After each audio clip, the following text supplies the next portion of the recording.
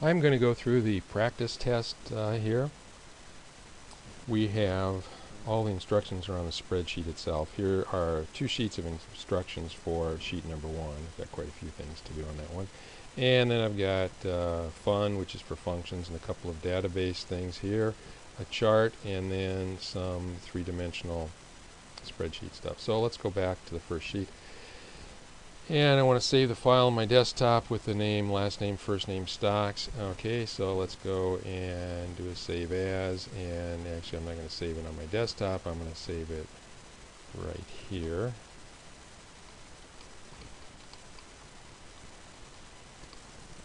And step number 1, change the name of sheet 1. Just double click on it, type the new name. Go back to the instructions here, delete row 5. Let's go over here and we will right click and delete the row.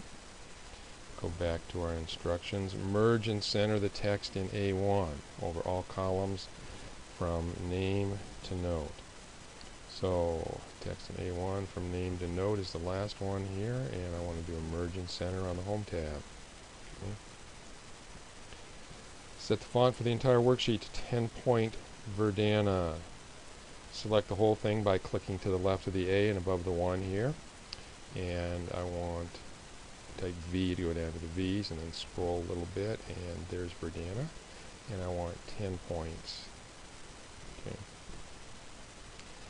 And let's go back to our instructions. I want the text in A1 to be the title style.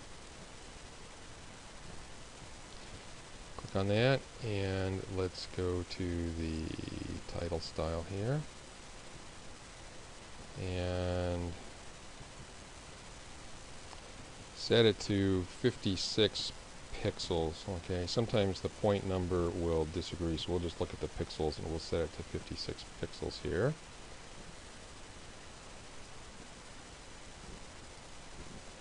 There we go. And go back to our instructions here and make the column headings bold and turn on the wrap text feature. That's row 4. So let's go to row 4. And we want them to be bold, and we want to turn on the wrap text feature. And if that doesn't make your rows taller, then you probably need to go in and change that. So we are going to do that. Let's go back here. No point in turning on the wrap text feature if you can't see all the words. I just double clicked at the bottom of row 4 here with my 2-headed arrow. And let's go back and set the fill color with the column headings to a light gray and put a thick bottom border below them. So I've got them selected right now, and I'm going to go to my fill color and pick a light gray here, and I'm going to go to my borders here and do a thick bottom border. Now if I click off, there we go. And we get some more instructions here. The total purchase price is the shares times the purchase price per share. So that's going to be equals shares times purchase price per share. Okay. And total current price is shares by the current price per share. So it's going to be equals shares times current price per share. Go back to our instructions here. Calculate the profit or loss by subtracting the purchase price from the total current price. Okay.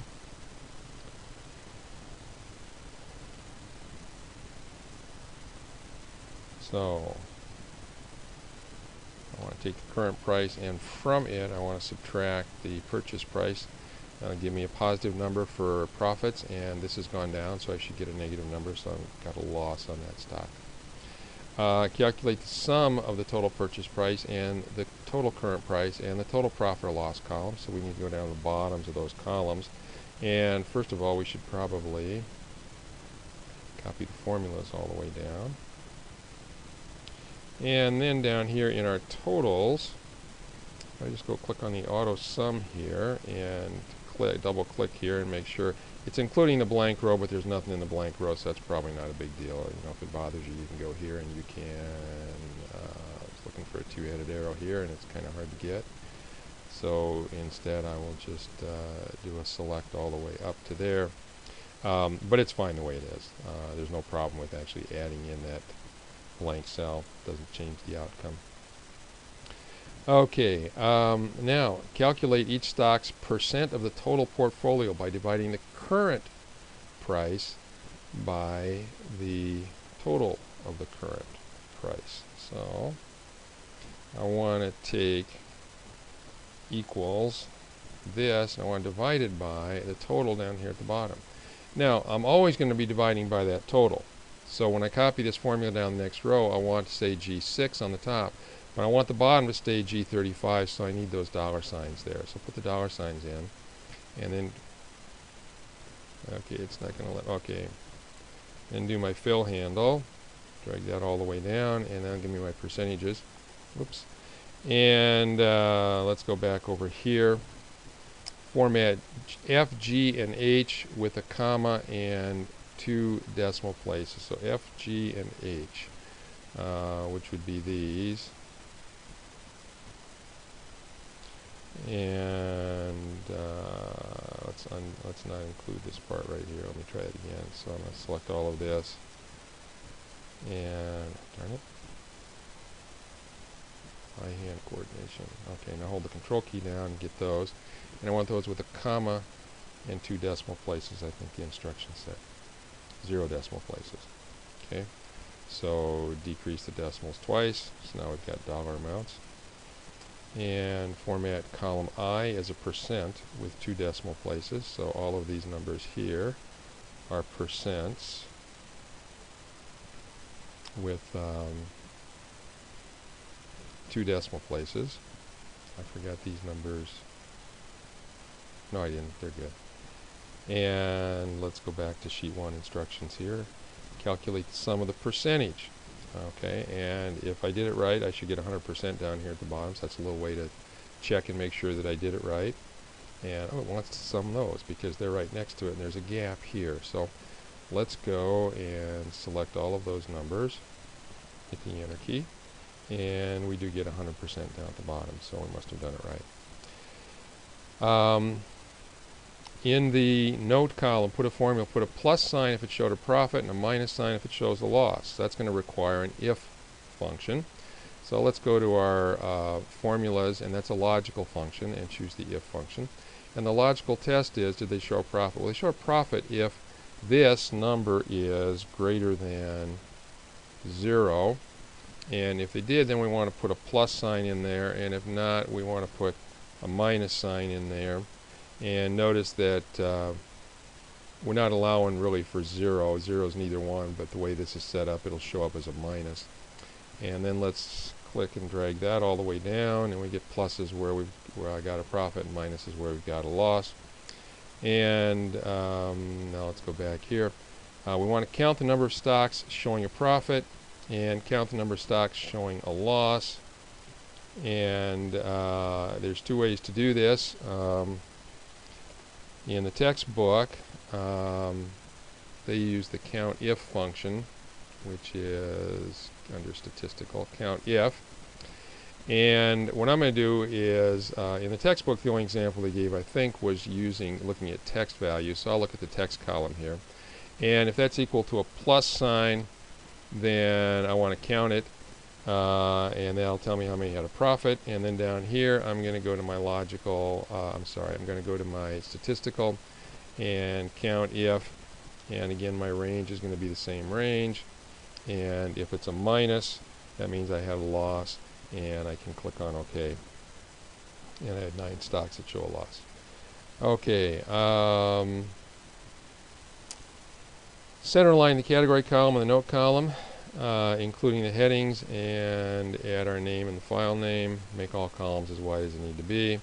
So let's go back here, and we deleted this. Today's date is whoops. And look at that, it's formatting it as a number, which is what I don't want. So let's go to our home tab here and tell it we want to format that as a date. And it's still, oh, I shouldn't have put the equal sign in front. Now let's try it. There we go. That's why it was. So it's actually doing division because I made the mistake of putting an equal sign in front of the date. Okay, so now we've got the date there, and we need to center our category and our note columns. So let's do this.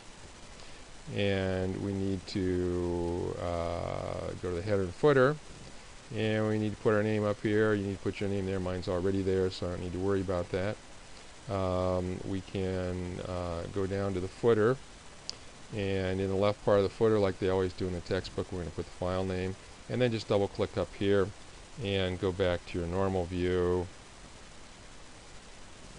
Oops. I was editing and it won't let me do that when I'm editing. So okay, we're just about done.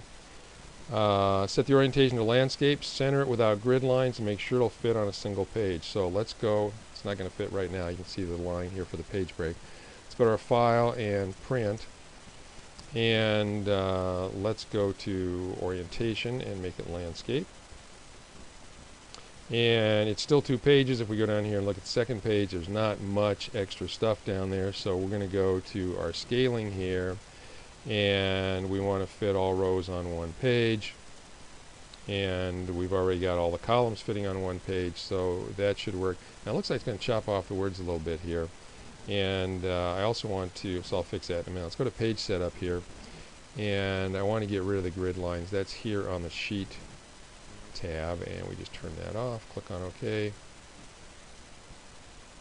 And okay, we've still got the borders there because I put those borders in as a way to mark the cells that you had to modify. So the borders are still there, and we're not going to worry about that.